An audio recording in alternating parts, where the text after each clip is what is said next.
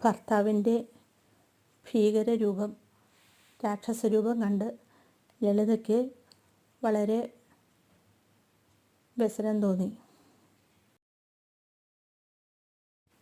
നരഭോജിയായ രാക്ഷസനായ ഭർത്താവിനെയും കൊണ്ട് രത്നപുരിയിൽ ജീവിക്കുവാൻ സാധിക്കാതെ വന്നതിനാൽ അവർ ഒരു വനത്തിലേക്ക് പുറപ്പെട്ടു. അവിടെ അവർ ഭർത്താവിനോടൊപ്പം ജീവിച്ചു. കുറച്ചു കാലം കഴിഞ്ഞപ്പോൾ വനത്തെ അലയുന്നതിനിടയെ വിന്ധ്യപർവ്വതത്തിൽ തപസ് ചെയ്യുന്ന ശൃംഗി എന്ന മഹർഷിയെ ലളിത കാണുവാനിടയായി. അദ്ദേഹത്തിൻ്റെ സമീപത്ത് ചെന്ന് ലളിത തൊഴുതു പ്രാർത്ഥിച്ചു. തൻ്റെ ആഗമനോദ്ദേശം ശൃംഗി മഹർഷിയെ അറിയിച്ചു. തൻ്റെ ഭർത്താവിന് എങ്ങനെയാണ് പുണ്ഡരീക മഹാരാജാവിൻ്റെ ശാപത്തിൽ നിന്ന് മുക്തി നേടുക എന്നതായിരുന്നു ലളിതയുടെ ചോദ്യം. ലളിതയുടെ ചോദ്യത്തിന് ഉത്തരമായി ശൃംഗി മഹർഷി പറഞ്ഞു, ഇനി വരുന്ന കാമദ ഏകാദശി വ്രതം വിധിയാവണ്ണം അനുഷ്ഠിക്കുക എന്ന്.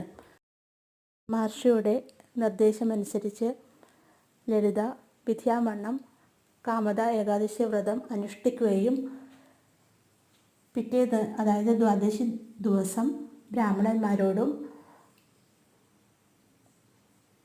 ഭഗവാനോടും പ്രാർത്ഥിക്കുകയും ചെയ്തു. അതായത് തൻ്റെ ഭർത്താവിൻ്റെ ഭീകരരൂപം മാറി തൻ്റെ ഭർത്താവിനെ തിരിച്ചു തരണമേ എന്ന്. ലളിതയുടെ വ്രതാനുഷ്ഠാനത്തിലൂടെ ആ പുണ്യം മുഴുവൻ ഭർത്താവിന് ലഭിക്കുകയും അദ്ദേഹം ശാപത്തിൽ നിന്ന് മോചിതനാവുകയും ചെയ്തു. അങ്ങനെ പുണ്ഡരീക മഹാരാജാവിൻ്റെ ശാപത്താൽ നരഭോജിയായ രാക്ഷസനായി തീർന്ന ലളിതിന് ശാപമോക്ഷം ലഭിച്ചു. നമ്മൾ കാമദ ഏകാദശി വ്രതം വിധിയാവണ്ണം അനുഷ്ഠിക്കുകയാണെങ്കിൽ എല്ലാ പാപങ്ങളിൽ നിന്നും മുക്തി നേടുകയും മോക്ഷപ്രാപ്തി ലഭിക്കുകയും ചെയ്യും.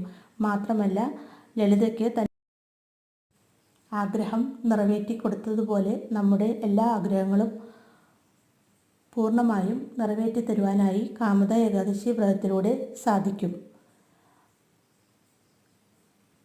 കഴിയുന്നത്ര ഭഗവത് നാമങ്ങൾ ഉരുവിടുക. അഷ്ടാക്ഷരി മന്ത്രം, ദ്വാദശാക്ഷരി മന്ത്രം, വിഷ്ണു ഗായത്രി, വിഷ്ണു സഹസ്രനാമം എന്നിവ ജപിക്കുക. ഹരേ കൃഷ്ണ. സർവം ശ്രീകൃഷ്ണാർപ്പണമസ്തു.